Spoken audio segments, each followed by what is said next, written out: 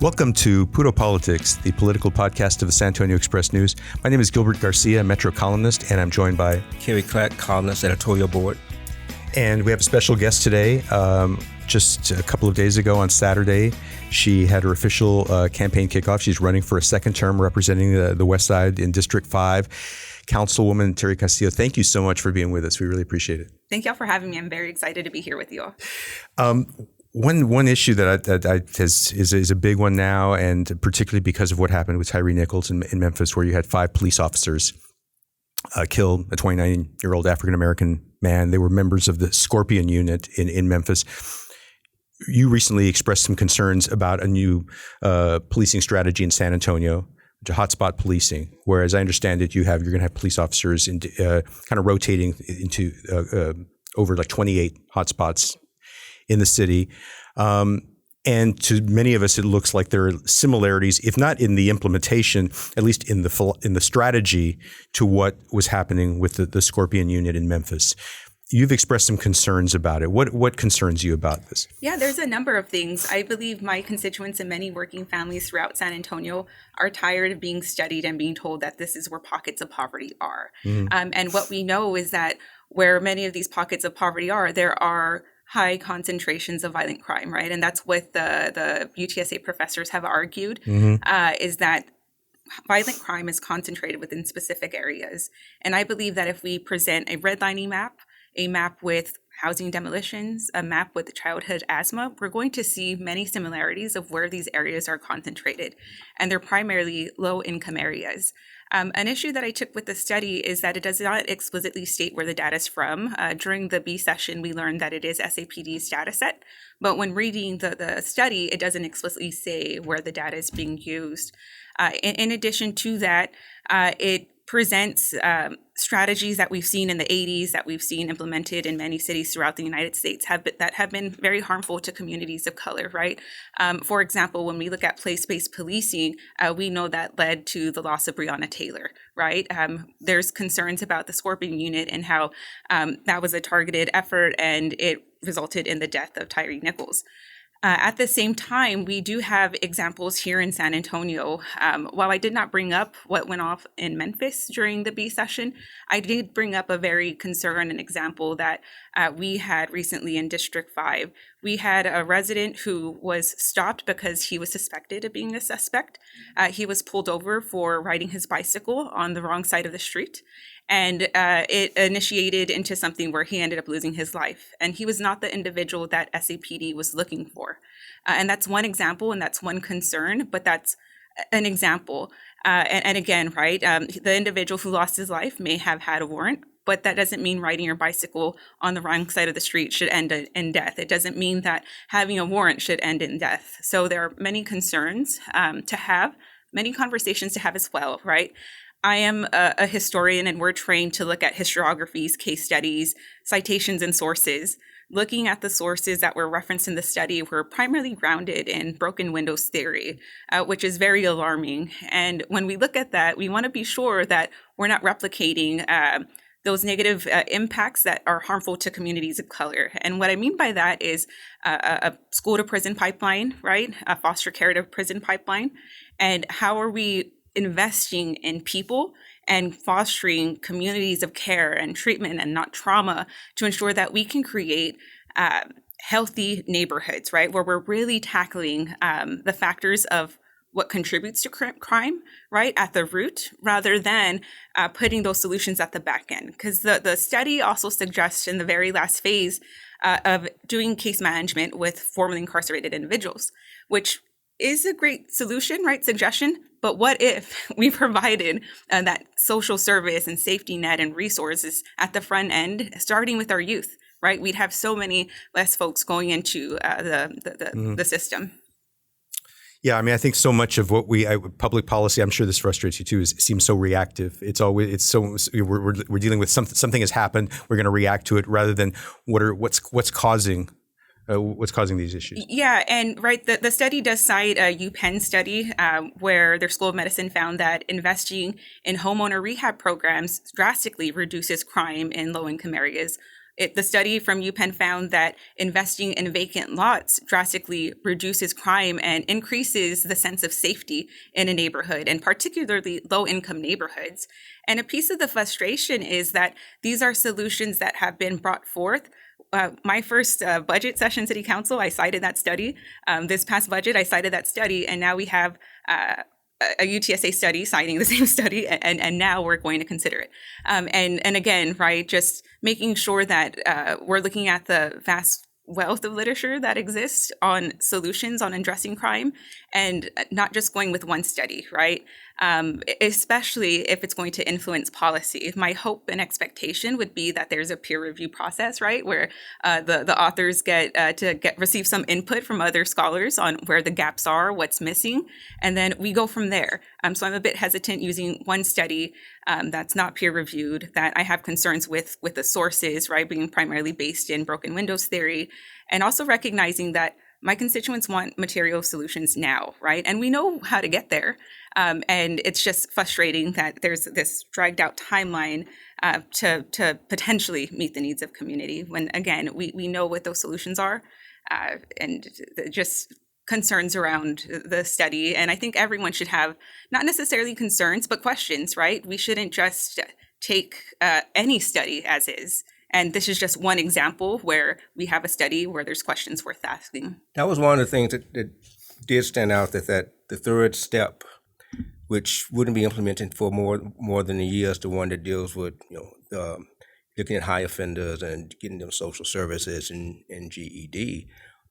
Yet, as you said, that seems these are areas where they didn't become this way last year, 3 years ago, 5 years ago. They've been this way for decades. So we already know that those services what they should be doing. Mm-hmm. Has anyone given you a good explanation about why it seems to be reversed? Those were questions that we asked during the B session, and I wasn't satisfied with the answers that I received because there were the presentation was one thing, but reading the study is another, right? Mm-hmm. And it leaves a lot open to the imagination. And I had questions that I directed towards the chief, but the professor answered. But I wanted to know what PD's role, right? And this is a UTSA study. Correct. Yes. Yeah. And just there's more questions than answers. I understand that, every city is different. There's different morale and practices with different police departments throughout the nation.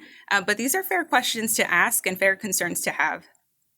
Along the same lines, on the same issue of policing, there's a group called the Justice Charter Coalition, which has gotten a lot of petition signatures, and I guess we're still in the process of finding out if they're going to get this proposed charter amendment on the ballot. But it looks really promising for them, and this proposition would basically codify through the city charter, eliminating no-knock warrants for police, no chokeholds. It would decriminalize abortion and small amounts of marijuana. What are your thoughts on this proposal?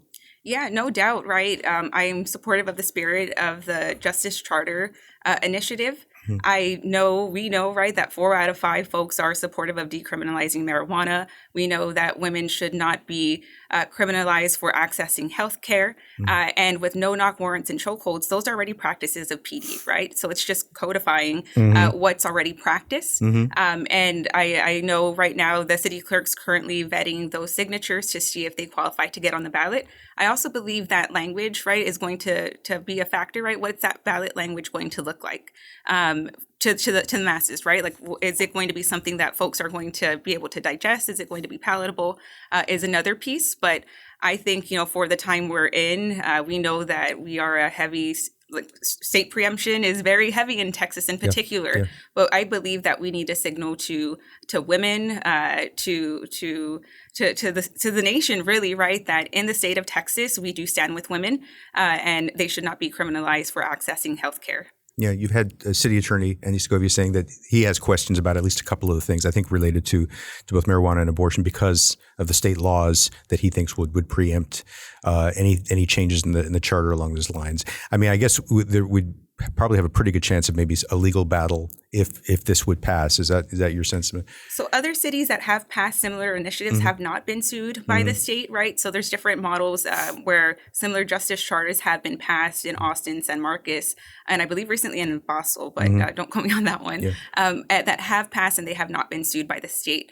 But absolutely, right, we know many things throughout history have been illegal or legal, and we shouldn't just be satisfied with injustice of women being criminalized for accessing health care. We shouldn't be comfortable with injustice of folks being criminalized for one accident having a joint, right? That could lead to access to education, right? You no longer qualify for FAFSA. That leads to not having access to quality housing because sometimes it's a mark on your record and it's difficult to find housing. And it perpetuates a whole snowball effect of issues that are harmful to society, right? Because you have more individuals who can't access these very important social needs, when in reality we should be helping folks recover and integrate back into being productive members of society. And oftentimes what we found is, when you're released from prison or jail, you come out less of a citizen in that you don't have access to that educational opportunity, that you don't have access to that quality housing,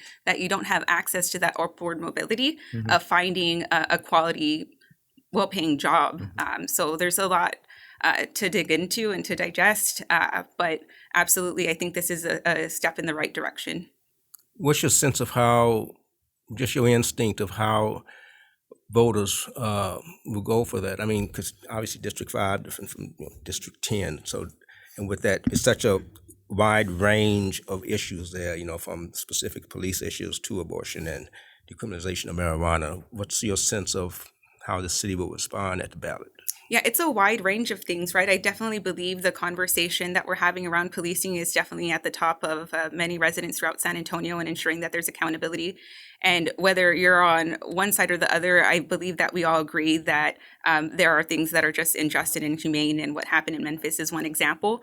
So I do believe there is a collective belief that there needs to be accountability, right? There's bad cops, bad teachers, bad politicians, right? And we all believe that everyone should be held accountable.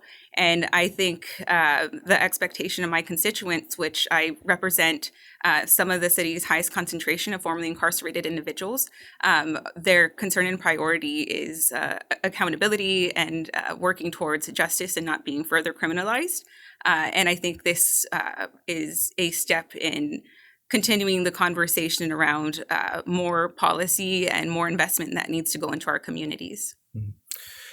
You recently were able to get the city council to approve something that's a proposal that you had championed, which was getting a stretch of Ceballos Street renamed in honor of Emma Tenayuca, the civil rights and activist and champion of the 1930s and 1940s. And the timing was really interesting too, because this was I think just a few days before the 85th anniversary of the beginning of the pecan shellers strike, which is legendary here in San Antonio, which she played a key role in organizing that. Can you talk a little bit about what she means to you and why this was really important to you? Yeah, that's a number of things, right? We're really excited that we were able to partner with with Macri. This was one of our mayor's first council consideration requests, and we're very proud that we were able to collaborate with him on this effort, as well as Congressman Joaquin Castro, who has prioritized ensuring that we're recognizing and honoring that history of the Mexican-American civil rights movement here in San Antonio, and that District 5 in particular is the cradle of Mexican-American civil rights movements.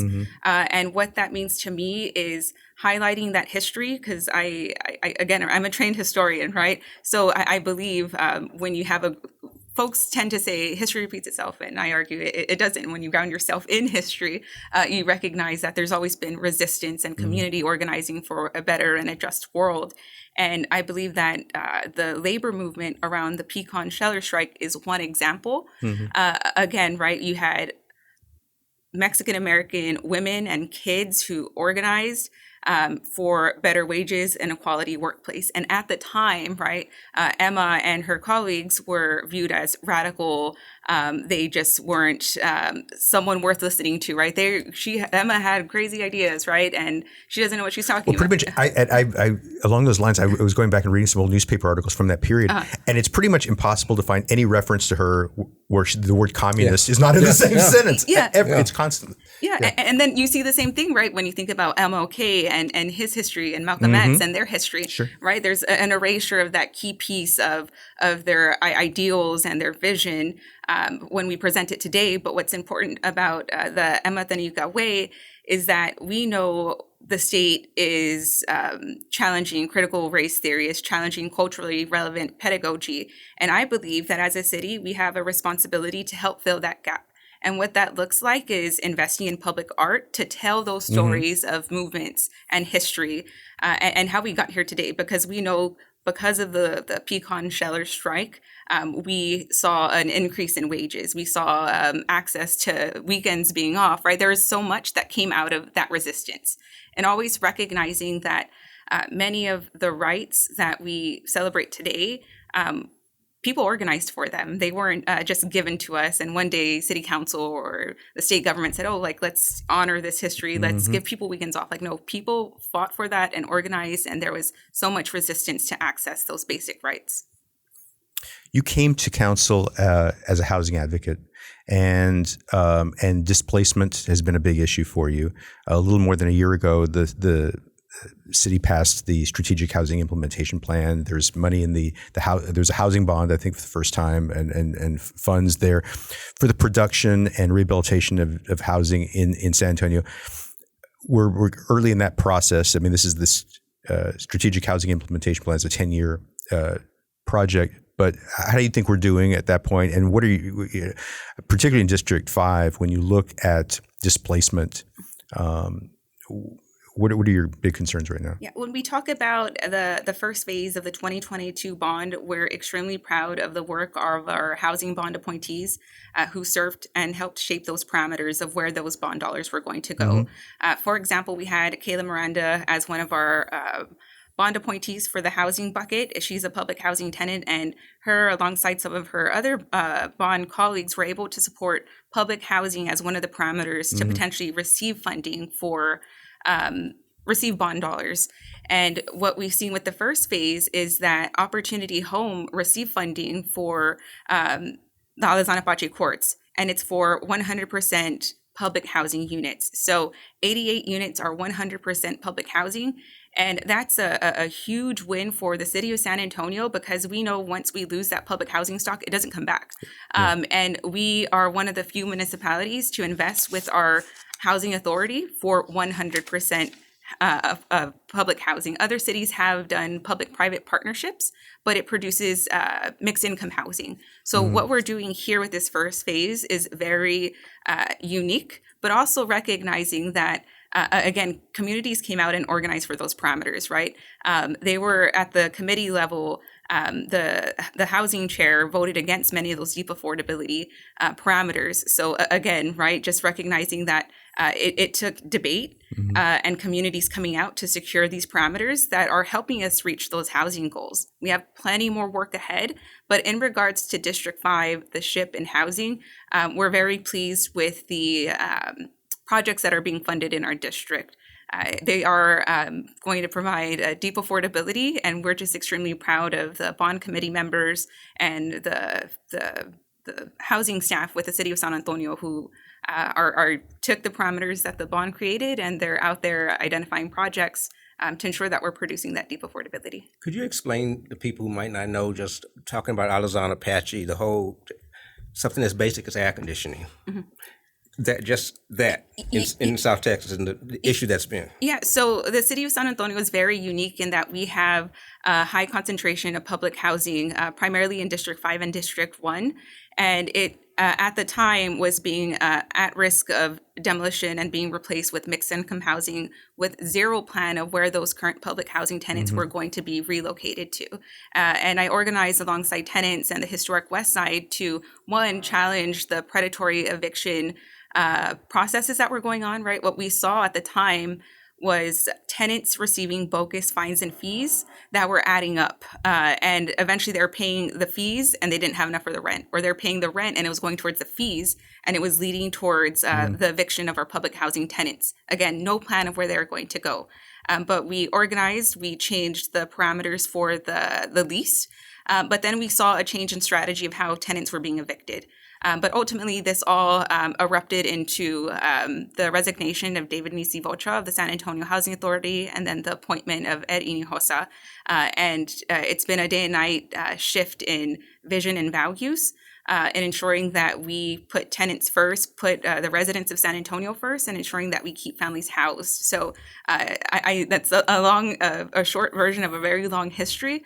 But the fact that, again, this was everyday people coming out and making this happen. And here we are, 88 units of public housing through the housing bond in partnership.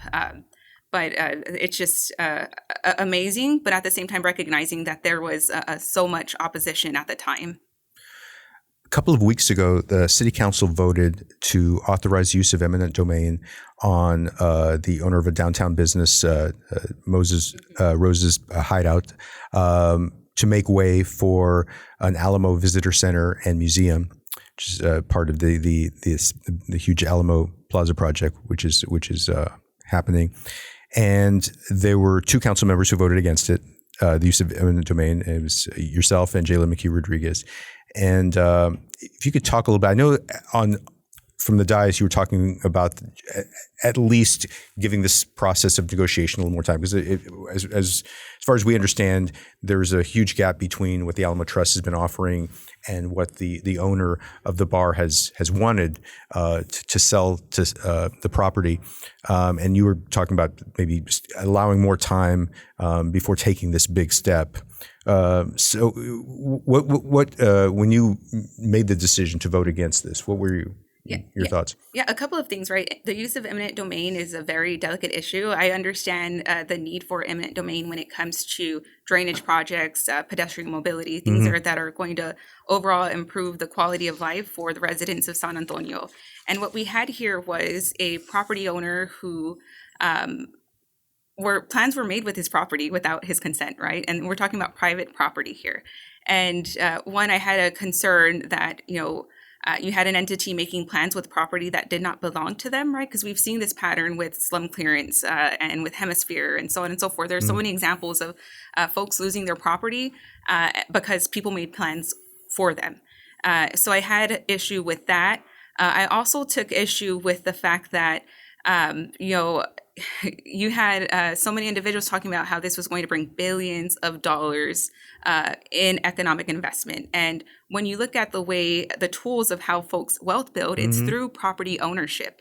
And this individual who has this very enticing real estate no longer has that opportunity to pass that generational wealth on to the next family to wealth build, right? And I believe that it should be a property owner's choice, right, to sell in this instance, right? Again, right, if it's drainage, pedestrian mobility, that's a whole different thing. But when you have another entity creating plans with private property, I take concern. Yeah. Yes, so many times eminent domain is associated with opposition with conservatives. So do you think that there are people who are surprised that one of the more liberal members of the council was out here speaking and defending property rights? I'm not too sure about that, right? But when when we ground ourselves in history and we look at the role of Manifest Destiny, westward expansion, land grabs, there's just such a history in how it's been used. And again, right, just for the benefit of profit and capital and not necessarily the greater good of an ecosystem. And that's just what I'm grounded in. And that's why I ultimately oppose the initiation of eminent domain. Even with that eminent domain, I guess it's hard to imagine any way this story could play out where, I mean, he wouldn't end up selling it because it looks like this project is going to happen. And I think he said he wants to sell it. It's really about what the price is going to be. I mean, as far as you can say, this is going to happen one way or another. I believe since it's been initiated, right, typically that's how eminent domain operates, is it's a a lever you pull to put pressure to ultimately That's right. access the real estate. Yeah. CPS Energy recently announced that they are going to shutter the Spruce 1 plant, the coal-fired plant, and they're going to convert the Spruce 2 plant to natural gas, I think no later than 2028. This is, a lot of people see that this certainly is a positive step as far as given how just the environmental damage that the coal-fired plants were causing. At the same time, there are some people who maybe are not feel like this isn't enough, or that natural gas maybe isn't the way they'd want to go. What was your reaction to that announcement? Mm-hmm. Yeah, when our appointee briefed us on the different buckets and different proposals, we had a lot of conversation around what was the dynamic at the committee, right? Where were folks landing, and ultimately the parameters that were voted on was where the consensus was at, right? And we know that's how it works. But ultimately recognizing that while we're having these larger conversations around shutting the spruce coal plant, right, there are many micro things that we can be doing at the same time. And what that looks like is partnering with our independent school districts that are currently looking at demolishing their old schools and looking at how we can leverage federal grants to deconstruct that building. It reduces our carbon emission footprint. It reduces the amount of dust that goes out into the neighboring communities that our kids are inhaling, potentials for like asbestos and any of that. Are there some in District 5 that's Yes, there's a couple, but there's opportunity to tackle those things at the micro level, right? So while we're having these conversations about shutting spruce, right, what can we be doing down here at the local level with our schools, with different nonprofit organizations to make sure that we're reducing our carbon emission footprint, right? And that's one area that we're exploring. And it's just, it makes sense, right?